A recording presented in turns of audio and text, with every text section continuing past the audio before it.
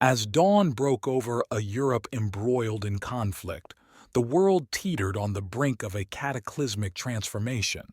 The year was 1939, and the winds of war had ignited a global inferno that would consume nations, decimate populations, and reshape the very fabric of international order. This is the story of that war, of its heroes and villains, its triumphs and tragedies, and of one man, Major Erich Müller, who found himself caught in the maelstrom of history's most devastating conflict. The world has gone mad, Müller would often muse in the quiet moments between battles, and we, its children, are forced to dance to the tune of its madness. As a career officer in the German army, Müller had watched with growing unease as his beloved country marched headlong into an abyss of its own making. The fervor of nationalism, the promise of restored glory, the rhetoric of destiny, all had conspired to lead Germany and the world into a darkness deeper than any had known before. From the bustling streets of Berlin to the quiet villages dotting the countryside, the war touched every corner of German life. Fathers and sons, mothers and daughters, all were swept up in the nationalistic fervor of the time, oblivious to the ruin that such fervor would bring. We were blind, Müller would later recall, blinded by dreams of grandeur, by lies masquerading as truths. And when we finally opened our eyes, it was too late. But this story is not his alone. It is also the story of countless others, soldiers and civilians, victors and vanquished, the powerful and the powerless, all woven together in the tapestry of war. It is a story of courage and cowardice, of love and loss, of sacrifice and selfishness.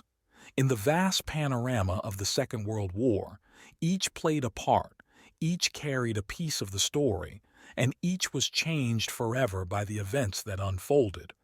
This is the story of a world at war, a world where old orders were upended, where unimaginable horrors were perpetrated, and where, ultimately, the enduring spirit of humanity was both tested and affirmed.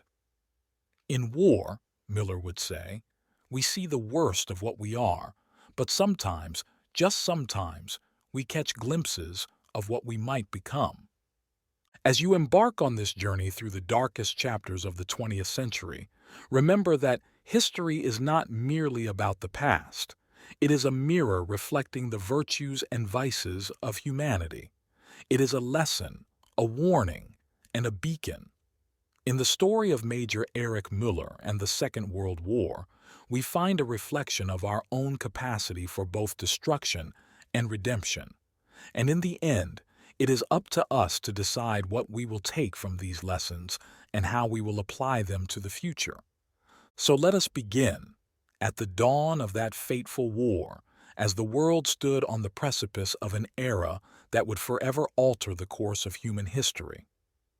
Welcome to the prologue of our story, to the opening act of a drama that spans the globe and the human condition itself. Welcome to The World on Fire. Under the gray, war-weary skies of Germany, as the relentless march of the Allies pressed forward, the once indomitable spirit of the Third Reich was now a flickering flame in the wind. In a dimly lit, makeshift command post surrounded by the remnants of a once proud army, stood Hauptmann Erich Müller, or as known in English, Major Erich Müller. His uniform, a testament to a fading era, bore the scars of conflict and the dust of retreat.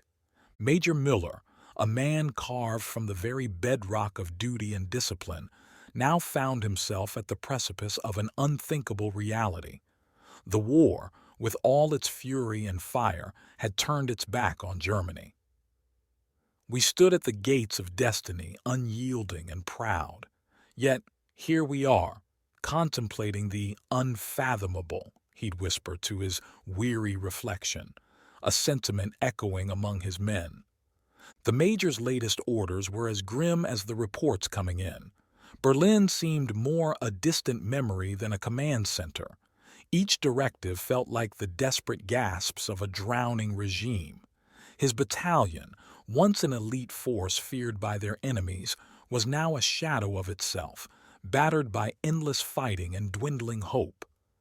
As he paced the room, the weight of leadership heavier with each step, Müller would often stop, looking out into the vast, uncertain horizon. What are we fighting for, if not for the echoes of a dream now turned nightmare? He questioned, his voice barely a murmur against the backdrop of distant artillery. His men, loyal yet spent, looked to him for guidance. In their eyes, Müller saw the reflection of his own turmoil, a turmoil that stretched across the ranks, from the youngest private to the most seasoned officers. "We march to the orders of ghosts," one of his officers lamented, "and yet we march still." The morale, much like the war, was a landscape of ruins. Amidst the strategic maps and battle plans, a different kind of strategy was being whispered in the shadows. Talk of surrender, of saving the remnants of their homeland from total destruction, began to seep through the cracks of the once impenetrable German military ethos. Are we the guardians of our nation, or are we the harbingers of its final hours? The major pondered, the weight of each option a heavy chain around his heart. The plight of the German people, their cities turned into battlegrounds, their futures mortgaged to a war that had outlived its purpose, was never far from his mind. "We swore to protect them," he'd recall, the images of despairing faces haunting his every decision. Yet, what protection do we offer now, in our nation's darkest hour? As the Allied forces drew nearer, the inevitability of defeat became a bitter pill that no propaganda could sugarcoat. Müller knew the hour was upon him to make a decision that would mark him either as a traitor or a savior in the eyes of his people and history. With a heavy heart, he gathered his officers.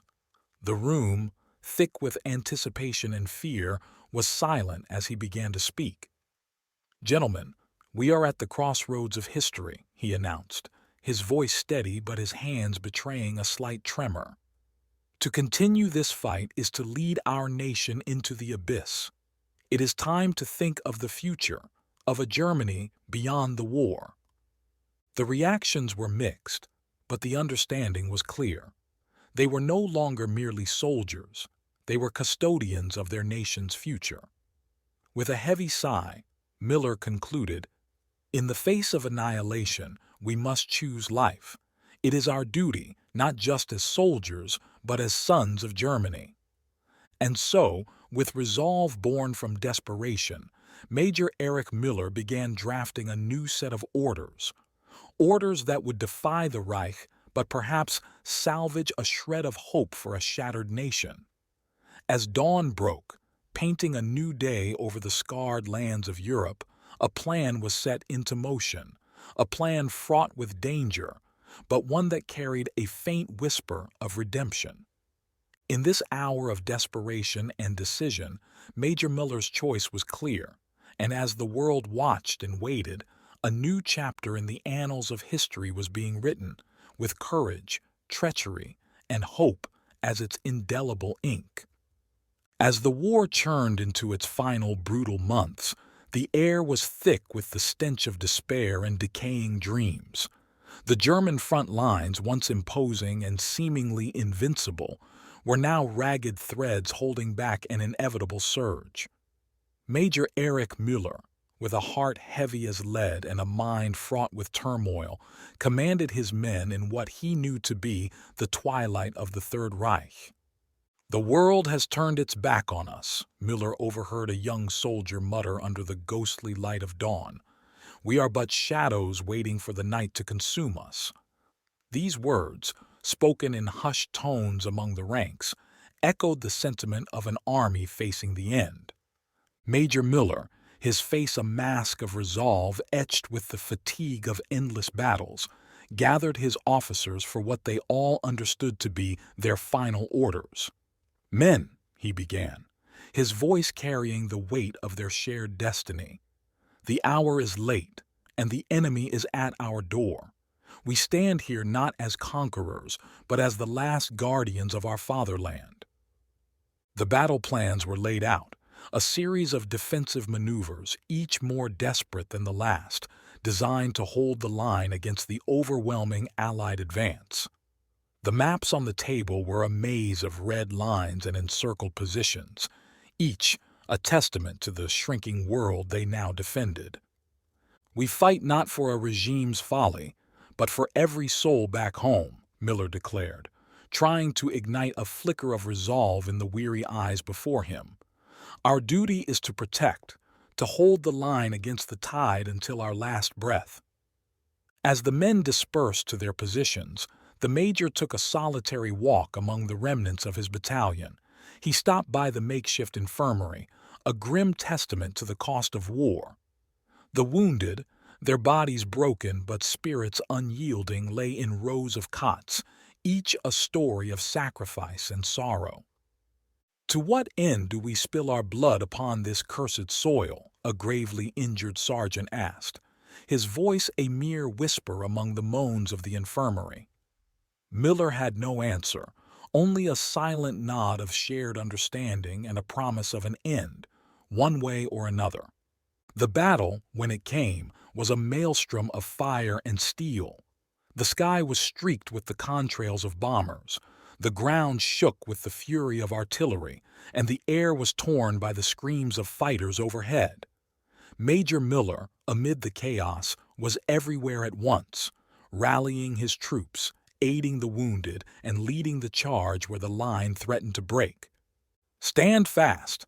Stand firm!" he cried, his voice carrying over the din of destruction. "For every inch of ground we pay in blood, but we must not yield." But as the day wore on, the grim reality set in. The enemy was too many, their resources too vast. Slowly, the German lines began to buckle, the once formidable defenses melting away under the relentless assault. Müller watched as his world, his very existence, was consumed by the war's insatiable appetite. As the sun set on what would be known as their last stand, the major gathered the remnants of his force. The survivors, a mere handful of the proud army they once were, stood silent, their faces a canvas of defeat and despair. "We have fought with honor," Müller addressed them, his voice no longer the commanding bellow of a leader, but the tired, resigned whisper of a man who had seen too much. "But the time has come to step away from this madness." That night, under the cover of darkness and defeat, Major Erich Müller led his men away from the front lines, away from the war that had consumed their lives and the world. They slipped away like ghosts, their departure unnoticed in the grand tapestry of conflict that continued to rage. In the quiet that followed as they moved through the shattered landscape of their homeland, a single question haunted each of their steps. What now? The war, their purpose, their very identity had been left behind, and ahead lay only the uncertain path of the defeated. Yet, as they marched, there was a sense of relief, a faint hope that perhaps, in stepping away from the battle, they were stepping towards a new beginning. "We are no longer soldiers of war," Müller thought to himself, "but perhaps we can be architects of peace." And with that fragile hope, Major Erich Müller and his men disappeared into the annals of history, leaving behind the last stand of a once mighty force, now just a whisper in the winds of a world forever changed. Asterisk, asterisk. Chapter 3. The Turning Tide. Asterisk, asterisk. The tide of war, once seemingly in favor of the Axis powers, had turned dramatically. The Allied forces, bolstered by fresh troops and unyielding resolve, pushed forward with a vigor that signaled the beginning of the end for the Third Reich. Major Erich Müller, leading what remained of his battalion, felt the change in the winds. "We are no longer the hunters," he confessed to his closest aide, "but the hunted." The major watched as the once unbreakable German lines were slowly but inexorably pushed back. Towns and villages that had been under German control for years were now battlegrounds, changing hands with a rapidity that left both sides breathless. Each morning brings a new map, Müller noted grimly, the front lines redrawn with each passing day. As the Allied forces made significant gains, particularly following the monumental D-Day landings, a sense of inevitability settled over the German troops. "The world is closing in on us," a young soldier murmured as they prepared for another day of battle. Müller overheard these words, a sentiment echoed in the eyes of his men. The once fiery spirit of the Wehrmacht was now a flickering flame, struggling against the gusts of an approaching storm.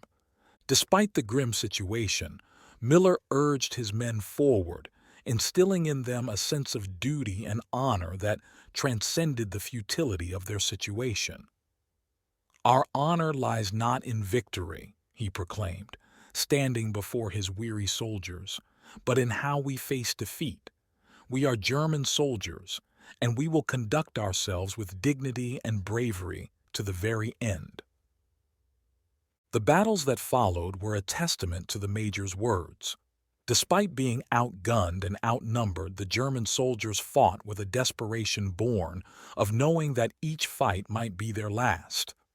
"To the last man, to the last bullet," became their whispered mantra, a vow to themselves and each other that they would not yield easily. But courage alone could not stem the tide. The Allied forces, equipped with superior resources and an unquenchable thirst for victory, continued their relentless push. Town after town fell, and with each loss, the reality of defeat dug its claws deeper into the hearts of the German soldiers. During one fateful battle, as the smoke cleared and the sounds of warfare momentarily faded, Major Müller found himself surveying the aftermath. The ground was littered with the fallen young men who had once been the pride of their nation. "What a waste," he muttered, the weight of each life lost pressing down on him. What a tragic, senseless waste. Yet even as the situation grew increasingly dire, there were moments of humanity that pierced the veil of war. Müller recounted one such instance when, during a brief ceasefire, German and Allied soldiers emerged from their trenches to share water, cigarettes, and stories of home. "In the end, we are all just men," Müller reflected, "brothers in arms forced into the roles of enemies." These fleeting moments of camaraderie, however, were quickly overshadowed by the resumption of hostilities. The war marched on, indifferent to the bonds forged in the quiet between storms. Müller and his men were pushed further back, fighting rearguard actions that delayed the inevitable but never changed the course. As the chapter of the war drew to a close, Major Erich Müller realized that the fight was no longer about victory, but survival. "We must endure," he urged his men, "not for the sake of the Reich, but for ourselves, for our families, and for the hope that one day this madness will end." And with that, they continued their retreat, a once proud army reduced to a band of brothers bound by duty and the shared experience of a world turned upside down. The tide had turned, and there was no going back. Ahead lay only the unknown, and behind them the shattered remnants of a dream that had once consumed a nation. As the war dragged on, the once mighty German war machine began to show unmistakable signs of collapse. Cities were in ruins, supply lines were stretched thin, and the populace was weary of constant bombing and news of defeat. In the midst of this chaos, Major Erich Müller and his men faced the grim reality of a crumbling nation. "The Reich is faltering," he confided to his officers, "and we are powerless to stop its fall." The Allied forces, with renewed vigor after each victory, continued their relentless push into the heart of Germany. Each day brought them closer to Berlin, and with each mile gained, the German defense grew more desperate and disorganized. "We are fighting shadows," Müller lamented, "shadows of the enemy and shadows of our former selves." The command structure that had once tightly controlled the German military was now fraying at the edges. Orders were often contradictory or impossible to follow, leading to confusion and mistakes that cost precious lives. "We are being led by the blind," one of Müller's subordinates angrily declared after receiving yet another set of perplexing commands. "And it is the blind leading us to our graves." As they retreated, the soldiers witnessed the devastation wrought upon their homeland. Towns that had once been vibrant and full of life were now silent, save for the sound of distant artillery. The people, those who had not fled or been killed, looked upon their once proud army with a mix of fear, resentment, and despair. "We were supposed to be their shield," Müller observed, "but what protection have we brought them? Only ruin and sorrow." The moral quandary of continuing to fight in a seemingly lost cause weighed heavily on Müller and his men. "What honor is there in this madness?" one soldier asked, voicing the question that haunted them all. "Are we dying for a country or just dying?" The major had no answers, only a deep, unspoken understanding of the futility of their situation. Despite the hopelessness, there were still moments of fierce resistance, where the German soldiers, cornered and with nothing left to lose, fought with a ferocity that surprised their enemies. "In the face of death, we find our deepest well of courage," Müller noted, admiring the bravery of his men even as he mourned the necessity of it. But courage could not turn the tide. Allied bombings became more frequent and devastating, targeting not just military installations but also the infrastructure that supported everyday life. "The sky rains fire," a civilian told Müller during one of the brief ceasefires, "and we are left to scavenge in the ashes." The major's heart ached for his people, trapped in a nightmare with no end in sight. The chaos was not just external but internal as well. As the Third Reich's defeat became more apparent, infighting and power struggles began to surface. Leaders who had once been unswervingly loyal to Hitler now plotted and schemed, looking to save themselves from the impending reckoning.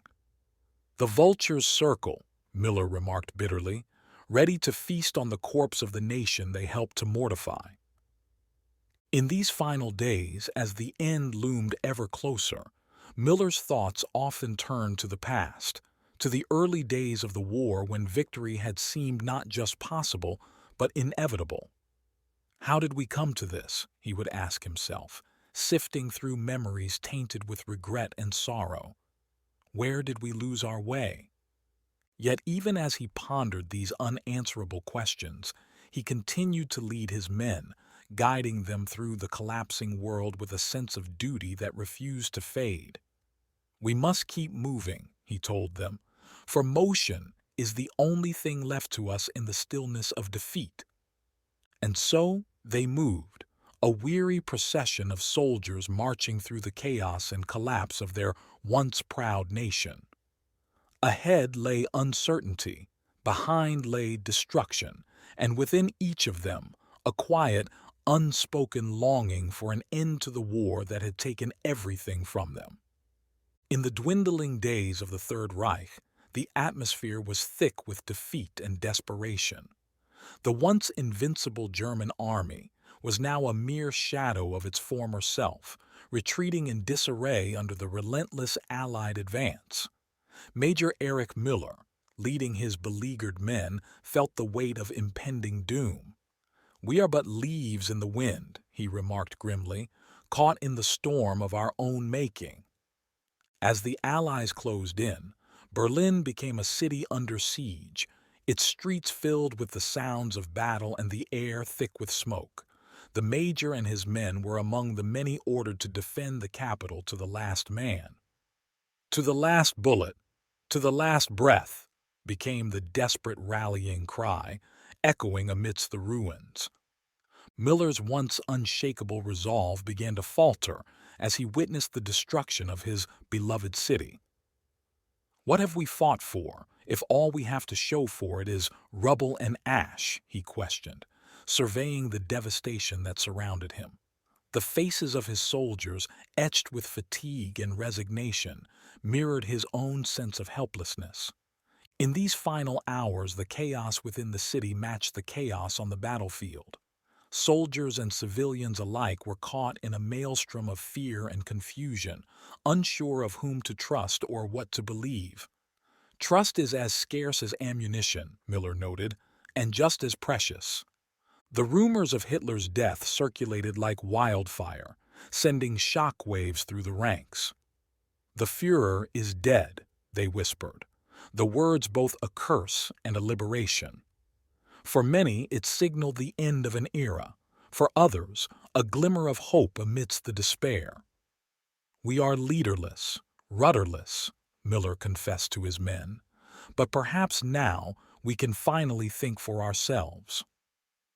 As the end approached, acts of surrender began to emerge, pockets of resistance dissolving as soldiers laid down their arms, no longer willing to die for a lost cause.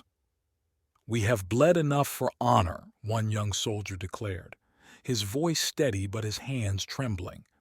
"It is time to live for peace." Müller knew the time had come to make the most challenging decision of his life. Surrendering went against every fiber of his being, yet he could see no other path forward. "To continue fighting is to condemn us all to death," he admitted in a rare moment of vulnerability. "I must lead my men not into battle but away from it." With a heavy heart, he negotiated the surrender of his battalion, ensuring the safety of his men in exchange for their peaceful capitulation. "We lay down our arms," he declared, "to save what remains of our humanity." As they marched into captivity, the soldiers were silent, their expressions a mix of relief, shame, and uncertainty. They were no longer warriors but prisoners of war, their fate now in the hands of their former enemies. "We step into the unknown," Müller told them, "but we step together." In the aftermath, as the dust settled and the world came to grips with the enormity of what had occurred, Müller and his men were left to ponder their future in a world forever changed. "We have witnessed the end of a world," Müller mused, "and now we must find our place in the new one that will rise from its ashes." And so, the final hours of the Third Reich came to a close, not with a last stand of epic proportions, but with a quiet, dignified surrender. For Major Erich Müller and his men, it was the end of one journey and the beginning of another, each step taking them further from the war and closer to the hope of redemption. The final days of the Third Reich were marked by a palpable sense of inevitability. The once proud banners of a 1,000-year Reich lay in tatters, its leaders either fallen or fleeing. For Major Erich Müller and his men, now prisoners of war, the future was a murky river flowing into unknown territories. "We are at the mercy of our former foes," Müller noted with a heavy heart, hoping for a kindness we did not afford them. As the terms of Germany's surrender were broadcast, a collective sigh, part relief, part despair, swept through the ranks of the defeated. Unconditional surrender, the words echoed through the makeshift camps and shattered cities, sealing the fate of a nation. "We gambled the world," Müller reflected, "and lost more than we ever possessed." In the wake of surrender, Allied forces moved swiftly to occupy Germany. Towns and villages that had once hailed Hitler as their savior now watched in subdued silence as foreign flags were raised over their buildings. "Our conquerors walk the streets we once claimed," a soldier muttered, his voice devoid of the defiance that had fueled their long war. For Müller, the surrender was both an end and a beginning. As he and his men were processed by the Allies, he couldn't help but reflect on the journey that had brought them here. "We followed a path of destruction," he confessed to a fellow officer, "believing it led to glory. Instead, it led us here, to this humble reckoning." Despite the grim circumstances, there was a sense of relief among the prisoners. The fighting was over, and with it, the constant fear and uncertainty that had shadowed their every step. "At least now, we can sleep without awaiting the dawn's artillery," one young soldier said, finding a small comfort in their dire situation. The Allied occupation brought with it a new order. Former soldiers, once the enforcers of Nazi policies, now faced the reality of life under control. "We are but subjects in our own land," Müller observed, watching as his countrymen navigated the delicate balance of cooperation and resistance. Yet, amidst the hardship, there were moments of humanity that transcended the enmity of war. Stories circulated of Allied soldiers sharing their rations with starving civilians or treating wounded German soldiers with compassion. "Perhaps in defeat, we find our shared compassion," Müller mused, witnessing acts of kindness that seemed out of place in the brutal landscape of war. As the days passed, Müller and his men awaited their fate. Some feared trials and retribution, while others hoped for a quick release and a return to whatever remained of their lives. "What future awaits a defeated soldier?" one of his men asked, a question that lingered in the air, unanswered. For Major Erich Müller, the end of the war was not just a military defeat, but a personal reckoning. He had led men into battle, believing in the righteousness of their cause, only to see that belief crumble under the weight of the world's judgment. "We were not just defeated," he said. "We were wrong, and now we must live with the scars of our folly." In the end, surrender brought not just an end to the fighting but a chance for salvation, a chance to rebuild from the ashes of a shattered nation, to seek forgiveness for the past, and to forge a new identity in a world forever altered by war. "Our surrender is our first step toward redemption," Müller declared, looking toward a horizon filled with the daunting task of reconstruction and reconciliation. "May we walk it with the wisdom we lacked in our conquest." As the dust of war settled over a broken Germany, Major Erich Müller and his fellow countrymen found themselves navigating through the ruins of their once proud nation. The streets were lined with rubble, the air heavy with loss and lament. "We built an empire of stone and steel," Müller observed quietly, "only to watch it crumble into dust." In the aftermath of surrender, the Allied occupation sought to demilitarize, denazify, and democratize the defeated nation. For Müller and those like him, this process was as much personal as it was political. "We are being unmade," he noted, "our very beliefs and identities questioned and cast aside. From these ashes, we must find the strength to rise anew." The Potsdam Conference outlined the future of Germany and its people. Borders were redrawn, territories divided, and the nation itself split as the victors sought to ensure that such a war would never emanate from German soil again. "We are a country divided, not just by borders but by the weight of our guilt," Müller reflected. "How do we reconcile with our past, with each other, with the world?" As the Major and his men returned to civilian life, they encountered a country in desperate need of rebuilding. Cities like Dresden and Berlin, once bustling centers of culture and power, were now landscapes of desolation. "Our cities, our homes, have become graveyards of our ambition," he lamented, the sight of children playing among ruins a stark reminder of the war's true cost. The Nuremberg trials commenced, bringing leaders of the Nazi regime to account for their crimes against humanity. For many Germans, the trials were a spectacle of their nation's darkest deeds, broadcast for the world to see. "Justice is served," Müller acknowledged, "but at the sight of it, our national pride bleeds away, replaced by a profound shame." Yet, amidst the trials and the tribulations, there were glimmers of hope. The Marshall Plan offered economic aid, fueling the beginnings of what would become an extraordinary recovery. Out of generosity or self-interest, Our former enemies extend a hand, Müller noted with cautious optimism. In accepting it, may we forge a path not just to recovery, but to redemption. Personal reflections became as much a part of the landscape as the physical rebuilding. Müller, like many, sought solace in writing, his memoirs a cathartic journey through the war's memories. We write to remember, to forget, to understand, to forgive, he penned. In each word, we find a piece of our lost souls. In this time of great upheaval, the German people, so long subject to the will of a dictator, began to find their voice again. Political parties emerged, debates ignited, and amidst the ruins the fragile shoots of democracy took root. From tyranny's grave, democracy emerges, Müller mused, a tender, hopeful thing. As the chapter of war closed and the long, arduous chapter of reconstruction began, Major Erich Müller found himself reflecting on the journey that had led him here.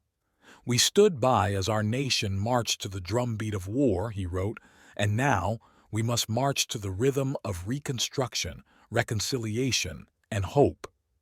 The ruins around him stood as a somber reminder of the past, but in the faces of his people, he saw the determination to rebuild, to create a new Germany from the ashes of the old. "Our country lies in ruins," Müller declared, "but from these ruins we will build a future worthy of those who were lost. This is our burden, our duty, and our salvation." As the world awoke from the nightmare of war, a new landscape emerged, scarred yet hopeful. The geopolitical order that once dominated was now fundamentally altered, and Germany, at the epicenter of the conflict, faced a future fraught with uncertainty and change. Major Erich Müller, alongside his countrymen, stood on the threshold of this new era. "We are witnesses to history's relentless march," he mused, "participants in its most tragic chapter, and architects of its aftermath." The formation of the United Nations signaled a collective desire for a more peaceful world, one where the horrors of global conflict might be avoided through diplomacy and mutual respect. "Perhaps, in unity, we find strength," Müller considered, "a strength not to conquer, but to protect, to nurture, to heal." In Germany, the scars of war ran deep, the physical devastation a stark reminder of the moral ruin. Yet, amidst the rubble, the spirit of the German people endured. "Our cities are broken, our hearts heavy," Müller noted, "but within us burns the unquenchable flame of hope. We will rebuild, not just our homes, but our very souls." The division of Germany into occupied zones set the stage for a prolonged period of tension and rivalry, particularly between the Soviet Union and the Western Allies. Berlin, once the heart of the Reich, became a divided city, a microcosm of the broader Cold War developing between East and West. "We find ourselves at the crossroads of ideologies," Müller observed, "a nation split by more than just borders." The Nuremberg trials continued to deliver justice, but for many Germans the process of denazification was a complex and painful introspection. "To confront our past, we must first acknowledge it," Müller asserted. "Only then can we forge a future free from the shadows of our former selves." Amidst the political and economic rebuilding, a cultural renaissance began to take shape. Artists, writers, and philosophers sought to express the collective trauma and explore the depths of human nature exposed by the war. "In our darkest hours we found the abyss within us," Müller wrote.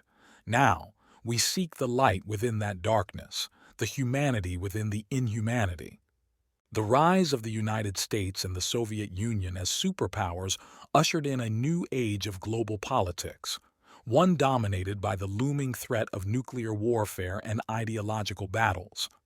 "The war has ended," Müller remarked, "but peace remains a delicate, elusive creature fluttering in the shadow of giants."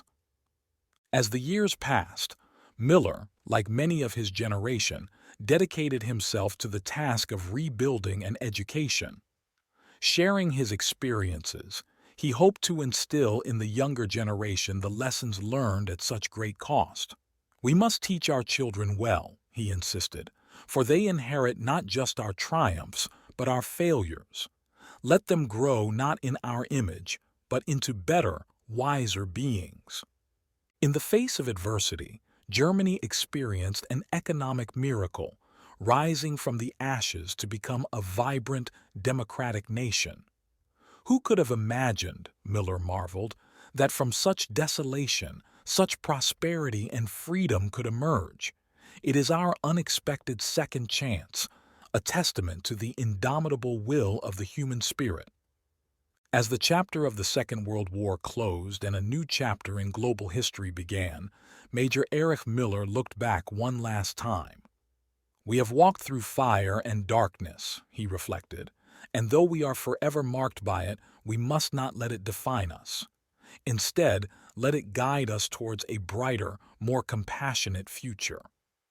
And with that, he turned his gaze forward, towards the dawning of a new world order, one where the lessons of the past might light the way for a more peaceful, just world.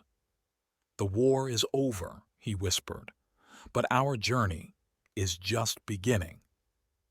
The war had ended, but its echoes reverberated through the years that followed. As the world moved forward, the legacy of the conflict shaped the destinies of nations and the lives of individuals for generations. Major Erich Müller, his uniform long since put away, spent the remainder of his days in a world profoundly changed by the war he had lived through. "We look to the future," he would often say, "but we walk paths paved by our past." In the years following the war, Germany was rebuilt from the ruins, its cities rising again, not to the drumbeats of war, but to the rhythms of peace and reconciliation. The world watched as a nation once synonymous with war and aggression became a beacon of democracy and prosperity. "From the ashes, we have built a new Germany," Müller reflected, "a testament to what can be achieved when we choose the path of peace over the path of destruction." The soldiers who had fought, both victors and vanquished, returned to civilian life, their experiences on the battlefield a silent companion that would accompany them always. They built families, pursued careers, and tried in their own ways to make peace with the memories of war. "We carry the war within us," Müller acknowledged, "a shadow that follows us even into the light." The Major's own journey was one of introspection and atonement. He dedicated himself to sharing the lessons of the war, speaking at schools and public forums about the importance of remembering the past to safeguard the future. "We must never forget," he would insist, "for in forgetting, we risk repeating the very mistakes that led us to war." As the decades passed, the world continued to evolve. The Cold War came and went. New conflicts arose and old ones were resolved. Through it all, the memory of the Second World War served as a stark reminder of the costs of conflict and the enduring value of peace. "The war taught us the price of hatred," Müller noted, "but it also taught us the strength of the human spirit, the power of courage, and the boundless capacity for forgiveness." In his final years, as the Major looked back on a long life lived in the shadow of war, he found a certain solace in the progress that had been made. The world was far from perfect, but it had learned, it had grown, and it had, in some ways, healed. "We have come far," he mused, "but the journey is never over. Each day brings new challenges, new opportunities to choose between the paths of conflict and cooperation." And so, as the sun sets on our story, we are left to reflect on the lessons of the past and the choices that lie ahead. The Second World War, with all its horror and heroism, is a chapter in history, but it is also a guide, a warning, and a promise. It is up to us to heed its lessons, to honor the sacrifices of those who lived it, and to ensure that such a conflict never again engulfs our world. Let the echoes of war be a reminder, Major Müller's voice whispers through the years, not of what we once were, but of what we can and must become.